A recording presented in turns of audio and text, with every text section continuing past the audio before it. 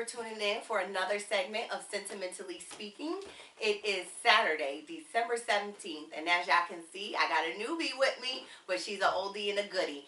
I would like to give her a moment to introduce herself. I'm Terry. Yeah. Terry is a super close homie, friend, and family member. She's definitely part of the squad for a long time. And y'all already know it's your favorite Queen of Hearts, your girl, Lady L to the IPS. And I am so excited to have you here. I'm really excited to have you here because I need your expertise. And yes, I'm calling you an expert. Okay. On something that anybody who's brought a little human into the world can relate to, and that's parenting. And I always felt like through conversations, you just have a perspective that is so open-minded. It's so, it's sensitive to children's needs and communication style and just being receptive to reality. And I just want to touch on quite a few things with you. I don't know if the audience is going to notice, but I don't have any cue cards. This is how much I want to be in tune to the conversation and allow it to flow naturally and organically, because I just think that what we're going to touch on is going to bring us to other things anyway, and there's no need to have specific talking points. But won't you tell the people a little bit about you and who you are? So I'm super excited to be here. Thanks for having me. Well, it's always so hard introducing myself, like talking about me. But I'm Terry, aka Colleen. You know, I'm Jamaican. Wagwan. I have 3 kids, 18, 14, just last Monday, and a 5-year-old. God's plan, my sweet boy. Yes! And we're going to get into that because I love it. It's different. Yes. It's different. Yes. Yeah. So 2 daughters. And a son. And all your children are by the same man. Yes. Which I love. Your husband. My hubby, and Donji. We've been together for 20 years this past year, so yes. Nice. I want you to say, if you're comfortable, what you do for a living, I think, has helped shape how you approach parenting. Yes. And that's what we're going to get into. Yes. But if you want to share a little bit about what you do for your full-time work. So I just got a promotion. I'm now the Assistant Director of Residential Services.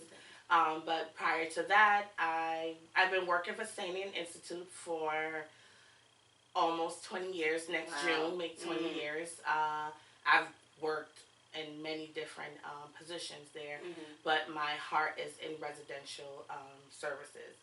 I worked as a child care worker, which taught me pretty much how to be a mom.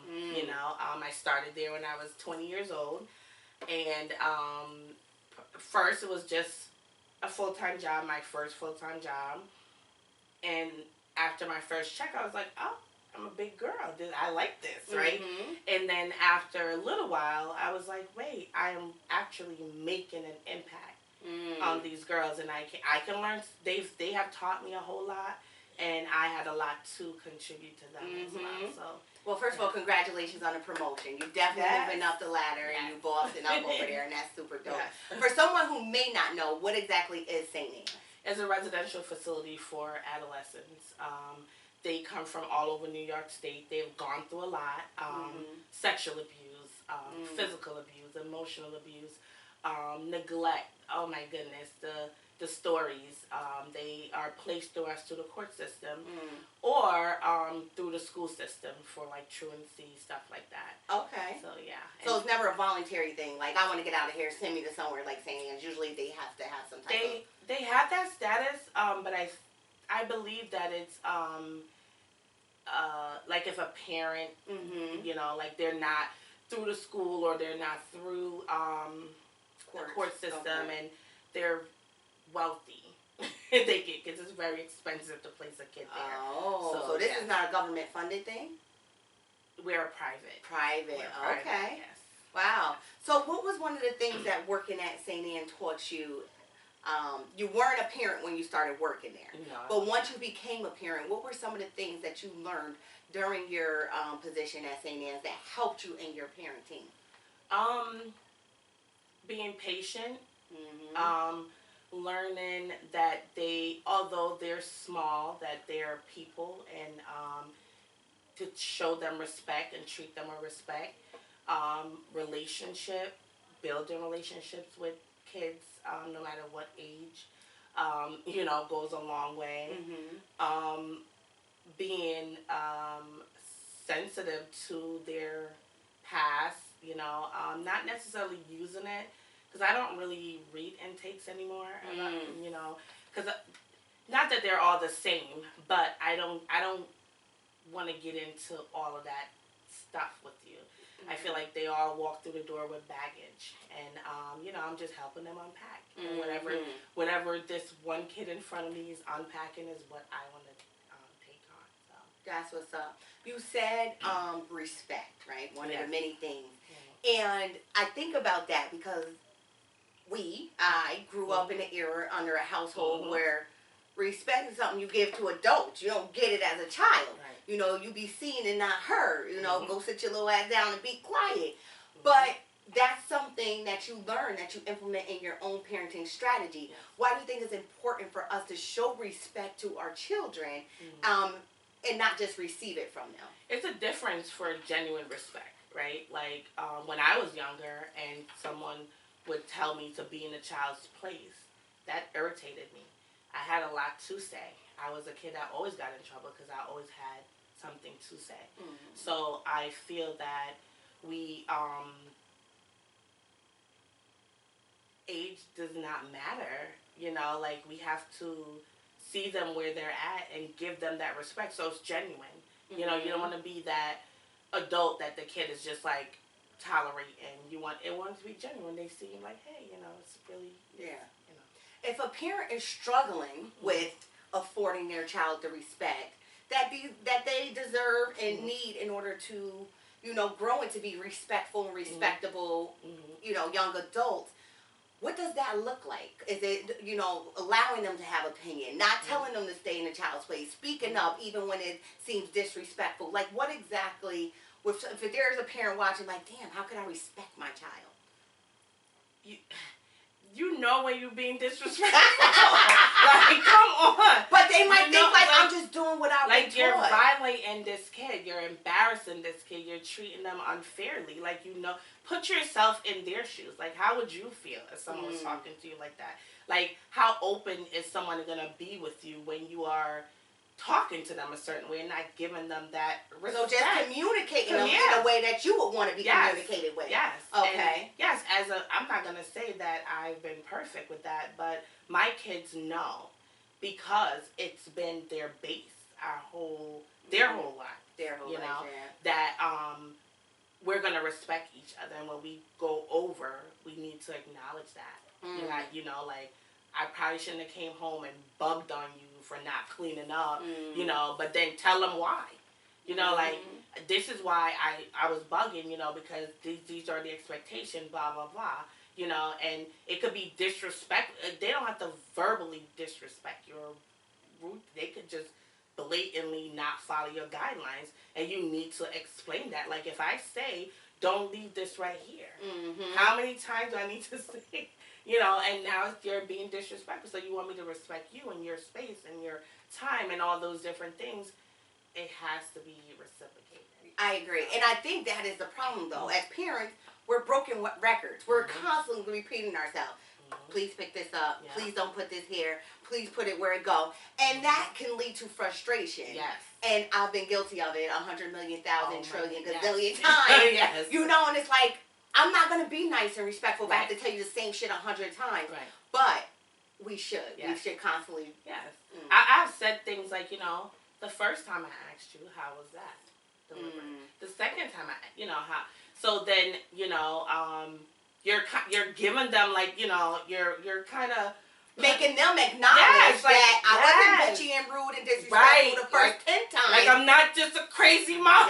Yes, true. Like, you're triggering me just like I can trigger you. You know what I mean? Like, and because I wasn't necessarily raised the same way I am raising my children, I have to explain to them, like, that's somewhere in there too.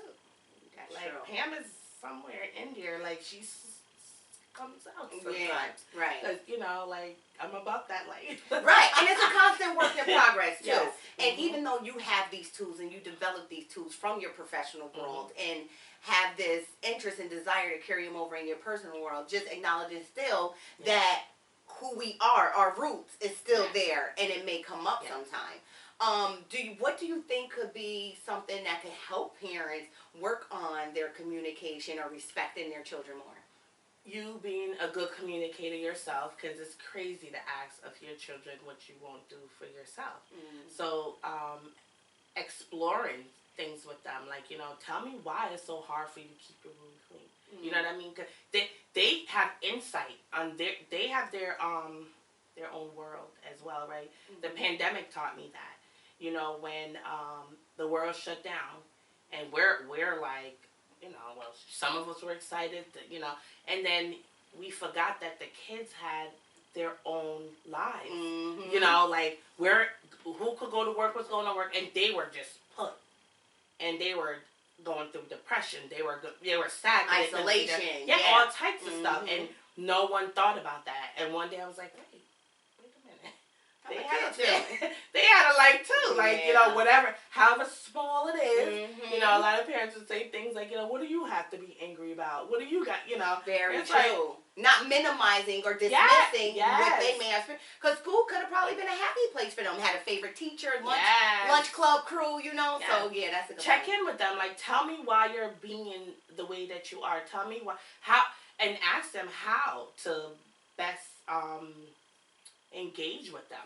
You know, like, my kids would tell you, as much as I think, you know, other people may think that I'm like this great mom, but they would be like, you be bugging, you know. But I don't think that doesn't make you a great mom, right?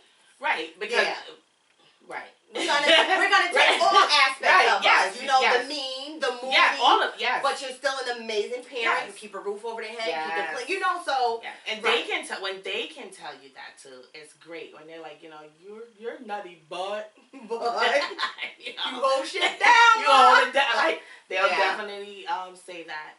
So I love it, and I think respecting the children can be a conduit to allowing open and honest communication from them. Parents, I know me, let's just even take the topic of dating, right? I literally work with a coworker, sweet lady, white lady. She has 3 mixed daughters. One of her daughters is 12.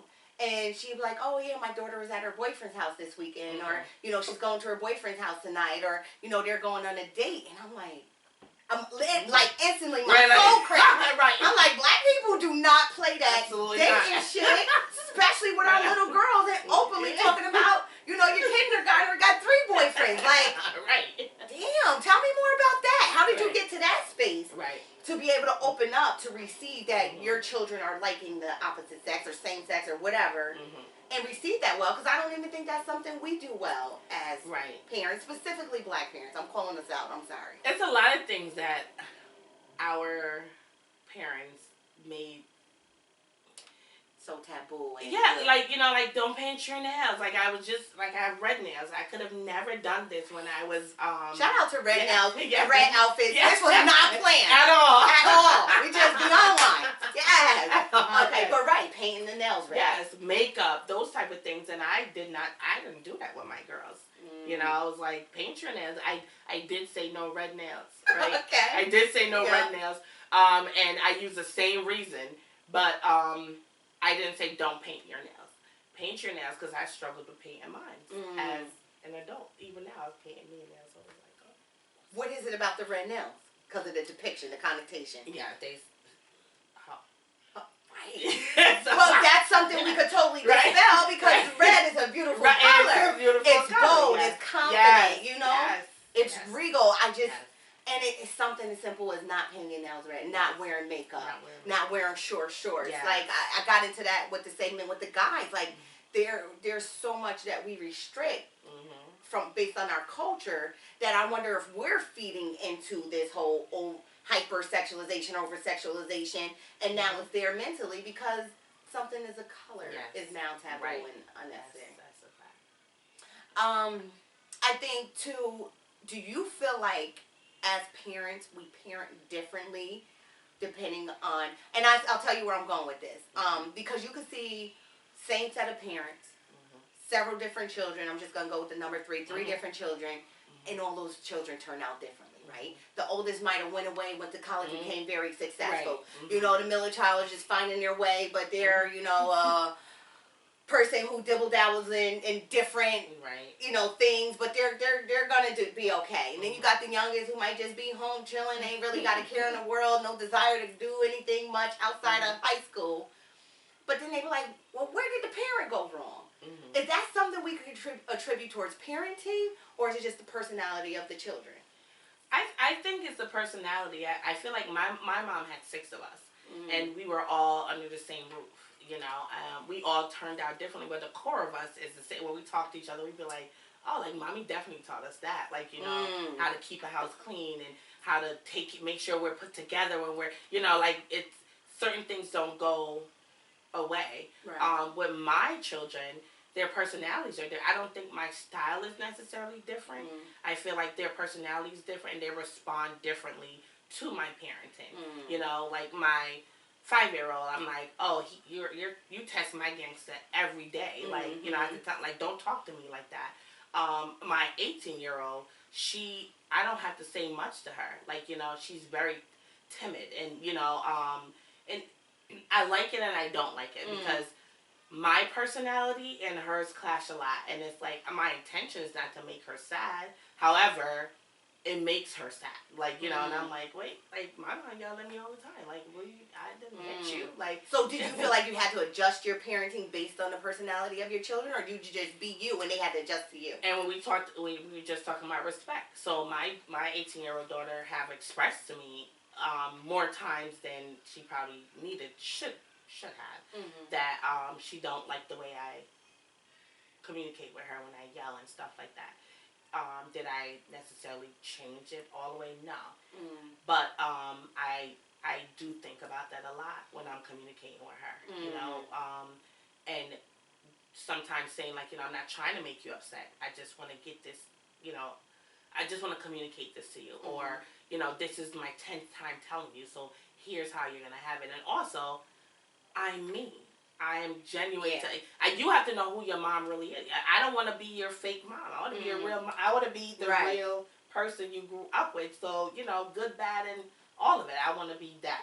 Right. You know. But it shows that you're taking her word in consideration and to heart, and by trying to adjust the delivery, but still being authentic to who you are at the same time. And then trusting our kids, trusting that, yeah, I may package this message in a way that is not well received by you, but at the core of the content is care and concern. Yes.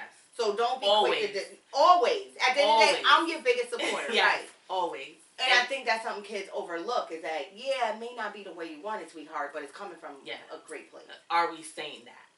We should. You think that's something we should be saying? Reassurance. Yes, like, you know, we need it as adults. Like, why not give it to them? Like, you know, I care about you. Your well-being is my number one concern. I am your number one supporter. I'm gonna be there for you no matter. I literally just had this conversation with my 18-year-old like 2 days ago.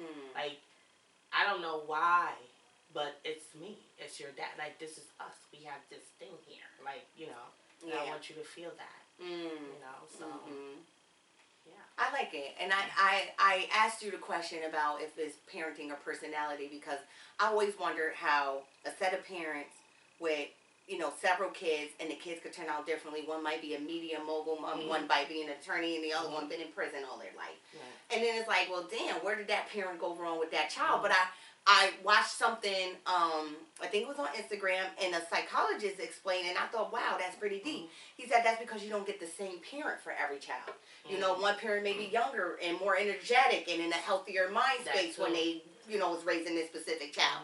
Then they got to the youngest, and maybe they went through a bunch of trials and tribulations or traumas, and they just were very detached. They didn't have that same level of energy and commitment as they had with the first 5. And I was like, wow, that's pretty telling. So it wasn't that the children are that different. It could have been also that the parent just was parenting differently. I can agree with that. My approach, we talked a little bit about dating. with my 18-year-old and now my 14-year-old is a lot different. Yeah. You know, I felt like I restricted. And both are girls. Both are girls. So I restricted my 18-year-old from, the idea of dating. Like, like, oh, kind of like a dad. Like, you'll date when you 40, type situation or whatever. And that didn't play out well. I didn't like the way it played out, So then with my now 14-year-old, it's different. Like, she likes somebody, they like her. If she wanted to go to the movies as a group, I was okay with it. Stuff like that. Like, oh, Mom, can you give such and such a ride? Like, I wouldn't think, back in my 18-year-old, I'm like, I know you lying. Right. You hear about the 12-year-old dating. What 12-year-old? Like, stuff like that. So, yeah, I guess, we do. We do, right. Definitely. Because I think a part of it came to you, well, damn, this was my style with this particular child, and it didn't yield the results I hope it would have. Right. So let me adjust my approach with this child, and then hopefully build, an ability for us to have that open communication where they feel comfortable. And because when they hide, I was a hider, and look, I had a big belly at 15. And I just think if there was an opportunity to speak about the crushes and the desires. Sexual desires. And with no consequence. With no consequence. Come on, like, leave it open so that they feel like there is, from day one with my kids, some parents will be like, oh, when the kids are like, oh, I'm just joking. No, that was a lie. So big on lies and being sneaky. It personally, like, whether not being a parent out of it. I don't like sneaky people. I don't like liars, So I parent with that style too. Like, I'll let my kids know, like, let me know. And sometimes I want to hurt them, but I'm like, you can't, you have this rule, You can't say, let me know. They let you know, and then you be like, let me show. Because then it's going to be like, I ain't saying shit now. And that's a good point you bring up, too. If you're going to allow this space, you got to make it safe. Yes. And kids don't always believe us. So you have to reassure them that, I mean what I said. Like, let me know when you want to talk. I'm going to drop everything that I'm doing, and I'm going to be there for you. Because if you're not there for them, who's going to be there? And that's my job, kicking in, because I have kids who didn't, have that. I also believe that how we were raised, our traumas, as we talked about, can get in the way of us displaying the type of behavior that our children really need in order to come to us with their, secrets and skeletons or whatever. Do you feel like there's something every parent should do to try to break those generational habits and to really open themselves up to being not even a friend to their kid, but being a confidant? Being that source for your child, so they're not going out getting information and advice from people that you probably wouldn't even trust that they get it from. Being consistent and following through. Like, if I'm saying to you, like, I'm going to be there for you, be there for them. I think that's what I do. I don't care if it's midnight and I'm walking by my daughter's bedroom and she's like, Mom, like, in my head I'm like, midnight though, but I'm not going to bed without this conversation. And if we had some type of blow up, we're talking about it. At some point we got to process what happened, because our point of views are different, and once we clear them up, we can move on. So I believe that we kind of have to live the way we are trying to raise them to be. Like, if they know if you ain't an honest person. They see you, they hear you on the phone, they see how you act, and they know that. Like, they know you don't really like this person. And smile in their face. That's true. Your children peep everything about you that you claim to be. Exactly. Yeah, that's a good point. So they're watching. And now are we teaching them to be fake and phony and liars and inconsistent and, or are we teaching them to be honest about how you feel? And if you don't like this person, separate. Don't have them in your space. Yes. And you check in with your kids. You're telling them that you're there. You're going to be there. You're available, or whatever the case may be. Sometimes we're all closed off in our own space, doing our own. We're in our own world. Like, there's times I could be in my living room for hours. Like, you got to get out and check in. Like, what's up? What's going on with you? How's school? Right. You talking to somebody, ask questions that's gonna shock them, but not act all weird about it. Right. Like, like say you had a boyfriend, you thinking about having sex, or like, are you being bullied or whatever? And be prepared for the open, honest information. Listen, my heart be pounding, but I be bated breath. Like, please don't say. So there is somebody, right? He does want to do that. Okay, so since you touched on sex, let's go there because at some point our children are going to be ready, interested, and wanting that sexual contact. Yes. And I feel like we try to discourage it as much as we can. We try to get them to postpone the thought, the act, or whatever. And it's just that when those needs and urges are there, curiosity is going to get the best of them. Up to us when they decide to do it. Because it wasn't up to anybody when we decided. That we is decided very true. when we decided, and it's the same thing I say to my kids. Is that something we support, or is that something we just be like, please don't, try to talk them out of? Is it talking them out of it? Or is it shedding light on what we already know? True. It's your decision, ultimately, what you're going to do. But here's what may come with those things. Boom, boom, boom, boom, boom, boom, boom. Like, he may not just be yours. Pregnancy's not the only thing that comes out of having sex, We talk about numbers, are you okay with having multiple sex partners? Just because you like every boy. Yes, yeah, exactly. Or every girl. Right. And what makes you a hoe? Like what, should you be dating your friend's ex or your sister's ex? Those, everything I just said, it's conversation. Boundaries, yes, absolutely. So we have children who, may be sexually active. We've had the conversation of, is this something you want to do? Do you know what you're getting into? And they do. We also know that these children aren't old enough to get hotel rooms. They aren't old enough to have their own apartments. 9 times out of 10, they probably don't have vehicles that they can sneak and catch quickies in. Right. And as parents, we see that highly disrespectful for our children to have sex under our roof. So where do sexually active kids engage in safe sex? I don't know. I don't decide. I like it. But that's part of you making this decision. That's something you got to figure out. I literally just, it's going to seem like, like you're making this up. But seriously, I literally just said this to my 18-year-old.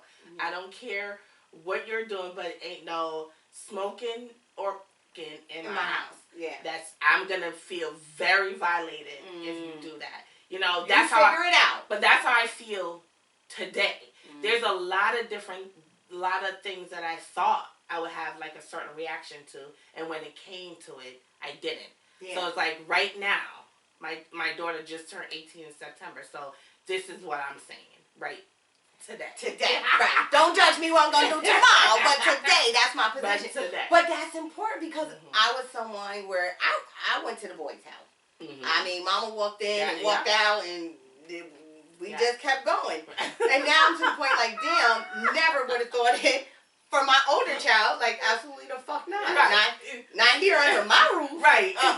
But now I have 2 boys that's coming up. Now, I don't know if it's the gender thing. I think it is. Or if it's just the mature thing, a different space I'm in. Like, I don't want him sneaking out of my house 2, 3, 4 in the morning, going to some girl house, and then the neighbor is like, oh, my house was just robbed the other day, and this kid with the hoodie lurking, and then my son got a bullet in his chest. It's a little different. I do believe it's a little different for boys. I don't think I would necessarily be like, give the green light, because as you just mentioned, we were going to their houses, for whether their parents were okay with it, not okay, whatever. I wasn't just usually their shit. Yeah. I wasn't just going in like, hey, I'm here. Right. I was snuck in. You know what I'm saying? Like I was, exactly. Yeah. You have to be under the bed, whatever it was. I'm gonna put my business out there. Right.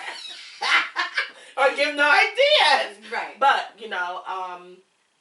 but for our black sons to be going to, creeping around somebody's property. It's risky. So not for a nut. I don't want to lose my son over a nut. Right. So, you know. But I know that's something we shouldn't technically condone, but Yeah. we as parents got to think about this. Yeah. We as parents of black sons got to Yes. think about this. Like, because, you know, so many cameras and phones Yes. that if you in a car, in an Yes. alleyway, under the bleach, like, you Mhm. could just be, and then that ruins your life, because Yes. anything that gets posted publicly is there forever. Yes. Now are you going to be labeled a sex offender because you was at a playground getting it in after hours? You know, Playgrounds was it too. Playground was it, but these days you getting on somebody's Yes. sex offender Yes. list, and that can ruin your fucking Yes. life. Yeah.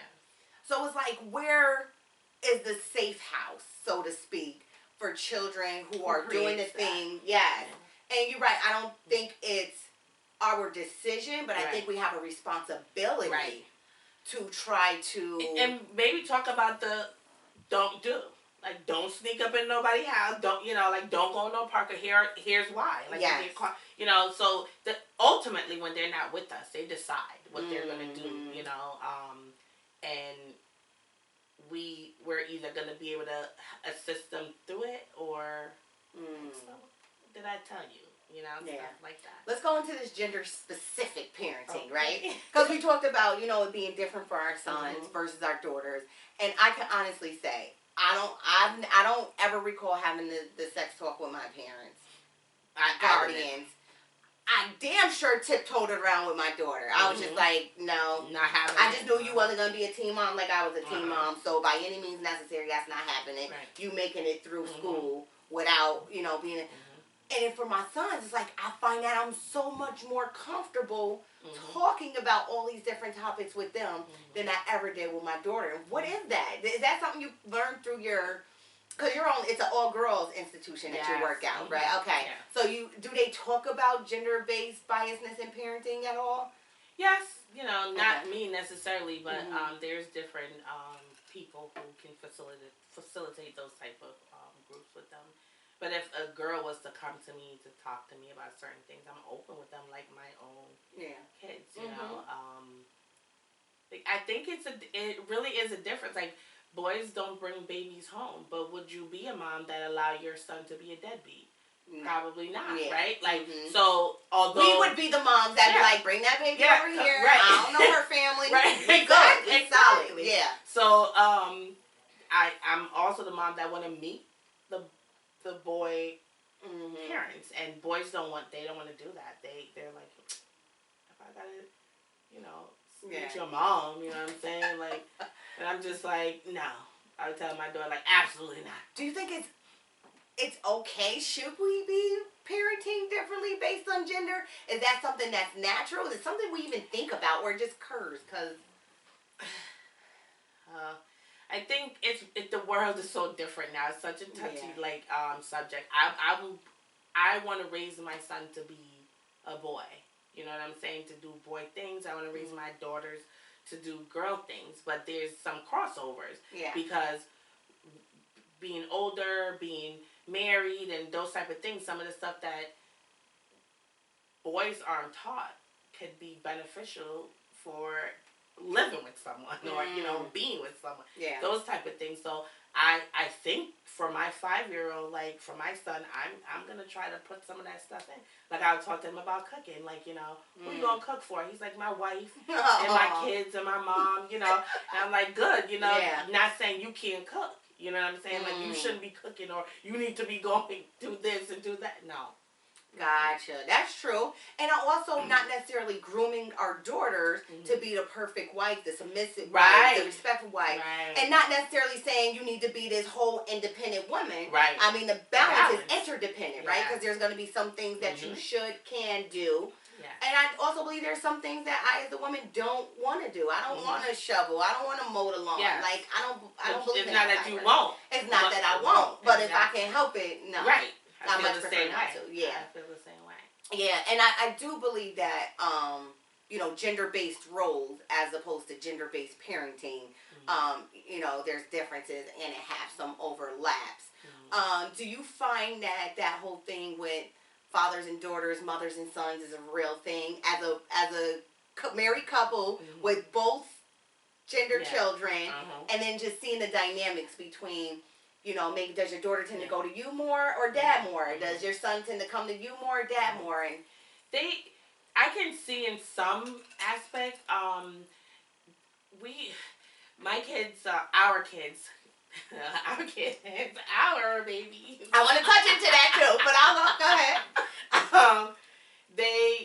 They come to me a lot, and I don't know why they come to me a lot, but my daughters and I, we have a lot more. We converse a lot more, like, which my husband don't necessarily. He's not like, he don't really like to talk a lot about different things. Like, you gotta ask mad questions, and I'm a chatter, so when I'm talking to them, we could get into it. They were all very loving and cuddly and all of that stuff, but I think it's me when it comes to, like, the difference. Like, when my son is around me and he's hugging me, it feels so different. It don't feel the same as when, because with the girls I was able to do, like, girly, like, but with him, I'm just like, oh, we it's a lot of verbal stuff, like, I love you so much, or I did that with the girls, but it just feels so different. Gotcha. It feels so I mean, my heart is like smiling thinking about just him and I interaction, and I didn't know I needed him or wanted him, and maybe that's why, and I'm just like, and maybe at the age you were when he came along, yes, because he, it was later in life that you had your son, like you said, unexpected, and I think too sometimes that can help, because the parent I was at 15 is not the parent I was at 29 when I had my youngest, and I just think our parenting is better as we get older, even though our bodies are more receptive to it when we're younger. But I think there's something to be said for parenting as we age. And it's different. Like, my girl sat to use the bathroom for everything. It's too different. It was a whole. It's different. Yesterday he's lotioning he said he's itching, so I was like, here's a little lotion, and he go like he's rubbing it like this, and I'm like, no, go like this, And then I was like, why would you? But then he went like, and went back like that. I was like, I can't tell him. That's his way. Like, that's his way. Yeah. But with the girls, I was like, come on, you rub your leg like this, Okay, yeah. And he's like, that's. Do your thing, kiddo. Whatever works for you. Right. So you started this answer by saying, my kids. And I think moms tend to be more territorial than I don't really hear a dad talking about, that's my son, that's my daughter, you ain't gonna tell. But a mother will tell the father of her child, quick, that's mine. Do you, in your opinion, is that, okay, it's fine, we know that that's his kid too, I'm just being territorial, or do you think there's some psychological effect for doing that, and does it make the man feel like his status as a parent is lower because we take the possessive perspective? I think it's the attitude behind it, right? It's not, like, you're not using it in a negative way. If I say my kids to my husband, he's not gonna feel no type of way. Like, he knows. But there's some parents who be like, don't fucking talk to my child like that. Yeah. That's my son. Yeah. Don't make it like. Yeah. I've heard it in a negative way. And right. Like, not like that. Not like, you can't use it like that. Like, and that's not being a good example either. That's just ugly. Bitter. Yeah, like, it's ugly. Like, I do believe they're my kids though. Right. Yeah. I had them. Like, right. While they were in me, I was the one that decided not to do bad things with them in me. I was the one that was, they've been with me longer. Right. That's a fact. When they left your shit, they was marinating in mine. Yes, like, I did that. Like, I didn't go to the clinic, that I.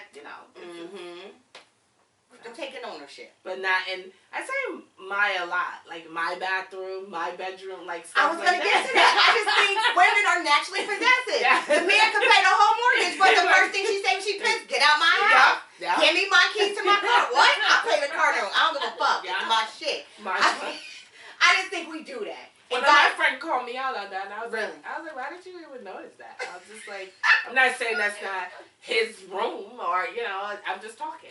Like, right. So, guys, don't take it personal. Yeah, we just talking our shit. Yes. But we say it and we mean it. Yes. So, you ever been out and about, and you've maybe with somebody and you've seen or experienced them treating their kid fucked up? Maybe how they talk to them, maybe how they treat them. Do you ever interject, or you just mind your own business? It's hard.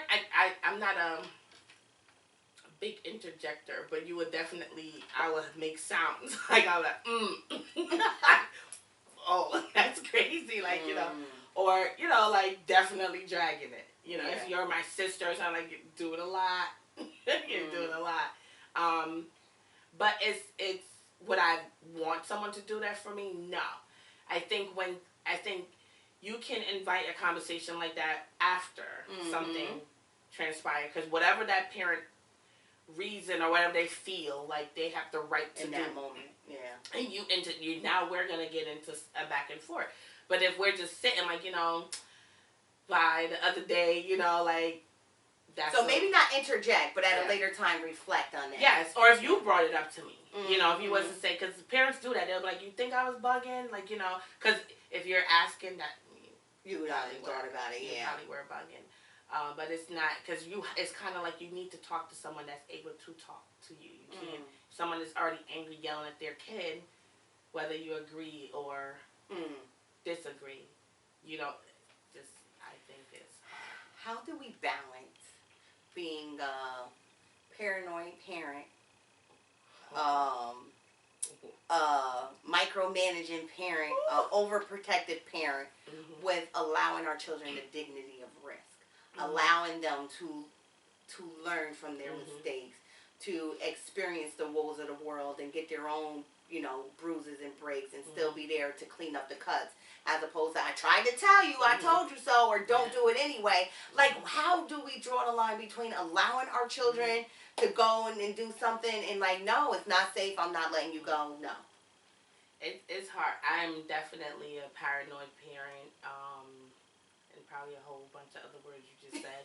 That, you know, it's hard to let go. I started mentally thinking about the fact that I won't have control at 18. Whatever that looked like. Their age of 18. Yeah, their age of 18, right? Like I said, my daughter just turned 18. So, like, probably 2 years ago, I started, like, thinking, like, you know, she can say I'm moving out. She can say I don't want to do this. I don't want, you know, how are you going to handle that? And I like to be in control. So I gave up the control back then, you know. But I do a lot of teaching and coaching and talking. So, and I found out that although, because the real work is when they're not with you. Right. So I'm finding out that what I've been trying to instill in her, she's actually practicing. And that's from having those conversations. Yes. Yeah. So, you know, I have allowed her to, I think it was her graduation night, that she went to a park, and then she came back, her stories were crazy. And she realized that she didn't fit in. It wasn't the group of people, it wasn't her environment, you know. It was just like, you're sticking out like a sore thumb, you know. And she was like, I don't know if I'll do that. So she is structuring how she engages in the real world, and still taking her risk, you know, like, you know, because they come, and her friends, they engage in things that I think they shouldn't. But, you know, I'm hoping that the bumps and bruises are lickable, and not, you know, something that we can't never heal. Yeah, now like, it's lifelong trauma for you. Right, and those are the things that we're talking about now. Like, you know, like, I my heart is still pounding. I don't love you any less. I'm just trying to give you the opportunity to explore the world the way you see it.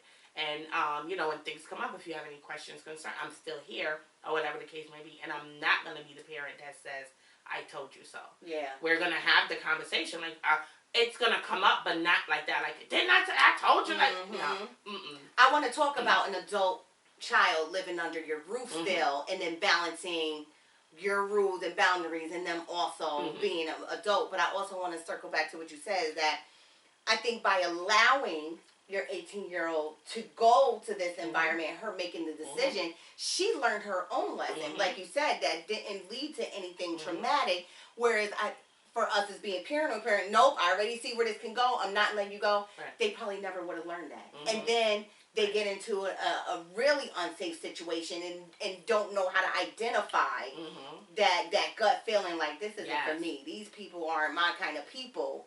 And I believe that's where the dignity of risk is beneficial. Yeah, and even talk about gut feeling. You got to talk, like, I talk to my kids about their intuition. I'm like, how do you even talk about that? Because it's something you can't see and only you really could feel. That's what I said. So I said, if you're feeling it, anything I said, even if nothing happens, you tap into it. I've felt things and left places and nothing has happened, but I don't know what would have happened. It could have been on the ride home. It could have been, who knows? You know, I said, listen to yourself. You know, believe in you and trust you. Because how do we know whether it's paranoia or intuition? Right. How do you know? You don't know. We still don't know. We still don't know. We still listen to it, right? I will listen. But sometimes I'll be like, Viola, you being fucking paranoid. That's not. But I'll be like, what if I'm not? Right. Yeah. Gotta go. See you when I see you. Like, I won't allow that chance. I tell people I'm an energy, vibesy person. Like, I feel like when we meet people, our energies come together and they either hug and greet each other like this, or like a magnet. Exactly. And when it's like that, I'm out. And don't even try to force it, because that's the universe saying, this ain't really what I want for you. When people show you who they are, you believe them. When situations show you what it is, you believe. You know. Yeah. It's tough, but it's their intuition that they need to figure out what's working within there. It's not mine, you know. I wish there was a way, like, because even now, I think that's something important. I don't think I've ever spoke to the kids about listening to your gut and trusting your instinct, because it's something I'm still learning to communicate with and listen to and watching your environment. Oh, absolutely. You know, I said, people, places, and things. Yeah. Always. Position yourself when you go in a room. These are conversations I'll have with my daughter if you go to a party. Position yourself. Know where all the exits are. Like, you know, all of that stuff. I said, it's going to help you in a life and death situation. Don't allow yourself to be trapped behind anything. Yes. Being calm in crisis situations, because it's that adrenaline that's going to make or break the situation. You know what I'm saying? I remember my car catching on fire on the highway, and everyone's like, how did you get out? I said, I calmed down. Like, I was in there, my car was smoking, my baby's in the back. I'm like, you know, and I had to get up out of there. But if I was frantic, that's what I think. Freak out, we also try to teach our kids what we know, so they will learn other things that they may teach us later. But I can only tell you what I know. Yeah, right. You know, so and that's it. And then what environments have taught us, what we've learned from, you know, our in-home environment, outside environment, school environment. Like, you learn to listen to, you know, what you can't hear and what you can't see, and simply what you feel. And I think that comes from experience, being places and things and around people, and just like, no. Like what your 18-year-old learned. So, we have adult children. They're not financially independent. They're not living out on their own, but they're still living at home, and they're grown.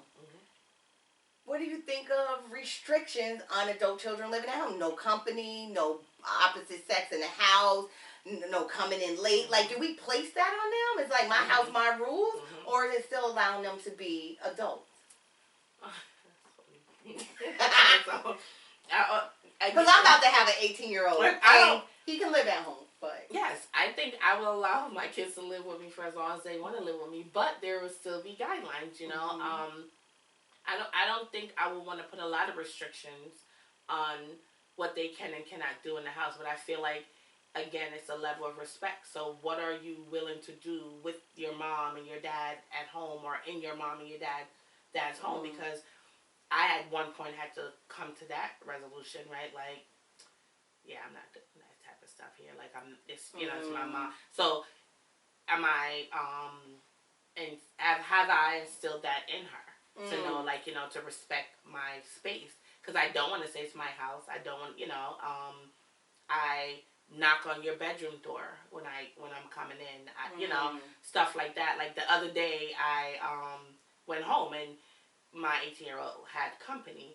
It was a girl, but I was still annoyed, you know, but we never had that conversation. So when things come up, instead of flipping out, talking about it's an opportunity to communicate about it. Yeah, get on the same page. Yes, and I just said that I just need to know when someone is here.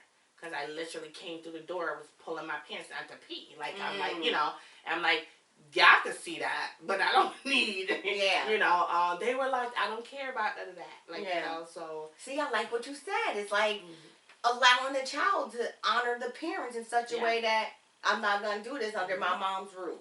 Instead of us, you know, having to take charge and be like, this what you ain't going to do, this what you ain't going to do. Definitely not having that go down. And like I told my 18-year-old to, you could tell me, like, you know, I don't want to be asked if I can. Or, you know, like, I'm going on Friday, a friend and I are going to the movies. You know, we're leaving at this. I want you to know, because we already was doing that all the way up until this 18, right? So why stop now? Now you have the green light because you're deciding, right? You're like, hey, so and just keeping me informed. Yes, keeping me informed. Like, and that's not helicopter parenting, is it? It's just telling somebody you know and trust what your moves are, because as we know, shit is real out here. People getting kidnapped and trafficked and set up. And when people know that people checking for you, people move with you differently. They will move with you differently. You know, you want to give people that idea. Like, you know, I'm open with my parents. They know what's going on with me, even if I'm doing things that I'm not supposed to be doing. They know to come get me. My 14-year-old was at a party, and she was annoyed when we picked her up, and she's like, I was just ready to go. And I was like, why you didn't call her? She was like, I just didn't feel like always, I don't care what time, holla at me. Or where, or who.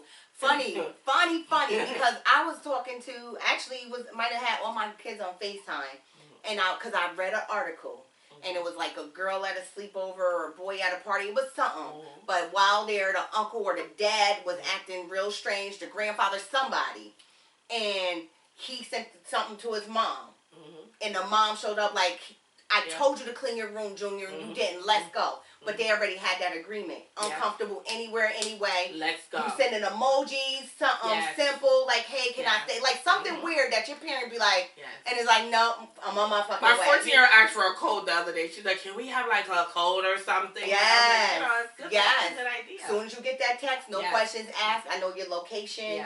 I'll be there. And I think that's really important too, because safety is first and foremost. I don't care if you're living on your own. And they can't be that scared to call you. No. They gotta know that you're gonna, no matter what, they could know, like, oh, my mom gonna be cutting my behind, but I'm coming through. Yeah, she's coming. I don't care what time. But it goes back to how we started the conversation, that communication, that respect, and making it safe for our kids to communicate with us, and knowing that we're going to be true to who we are as the parent. You make it a tongue lashing the whole way, but I'm coming through for you, baby, because I love you and I want the best for you.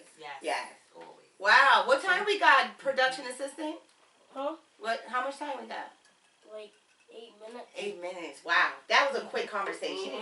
And I think I feel like we touched on everything that in my mind I wanted to touch on. But of course there's so many more, because there's other questions parents may have. Like the parent who's doing it by themselves, you know, might require a little bit more freedom for the oldest, or restrict the oldest because they're watching little children. And I think having the 2-parent household, I don't know about you, but that shit was gold raising kids. So anytime you can, you know, don't be so quick to push that other parent out the life, because they can serve some purpose, even if it's not to the magnitude that we wanted. Right. Like, even if they're not living in the house, allow these dads to be dads. Yes. Allow, you know, it's not, the relationship ended. It's fine. There's still this little person that needs Don't be so hateful. Yes, like, because it be that. It don't be anything else. No. If they're harming them, cool. That no one will fault you for that. But even the finances, though. Yes, like, I don't care about your child support. Spend time with the kid. Take them. Give me a break. Because guess what? The finances for the adult. It's for the mom in the moment. It's not for that kid. If that father feel like they have to give a couple dollars in order to have a decent interaction. Like, the kid is gonna miss out because if they're deciding to avoid that, and I'm saying that because my father stayed away, and he stayed away, and it's in all in my head. I never unpacked this with them, but like, was it the arguments? Was it the But I would have loved to have gotten to know him more than I did. Yeah. Like, and I always said that when I decided to have kids, I didn't think I was gonna have a rider, someone that's gonna be partner, there to, a partner, yes, till the end. And I was ready to be a single mom, and I was like, I'm gonna do it differently. Like, I'm, as long as you good and you're not trying to get into my pants or whatever, we good. Like, you're not hitting me, you're not, hitting my kids, stuff like that. It's healthy, yes, like, absolutely, come through, and I'll meet your girlfriend, and whatever you got going on. Y'all going to the mall, y'all need extra money, okay. It doesn't have to be contentious, and I think a lot of times because our feelings involved, and we're not thinking logically, and for the benefit of the child, we're thinking about ourselves, and the hurt and the pain he caused, so fuck you, you don't get, it's not about you, boo. Let these kids see their dad. I got one more question for you. What? As a parent, let's say, would you ever let your children live with their father full time? If you get a job in another area, or if you want to go to school and it requires you to go to another state, like, would you? That would be so hard. Yes. That would be so hard because I've always been there. So, like, that would be going away on vacation, even if it's just a weekend. Yeah. It's like, I've come to terms with that. Yeah, maybe because they're older. And because they're boys and they're with their dad. Whereas my daughter, I probably wouldn't. Yes.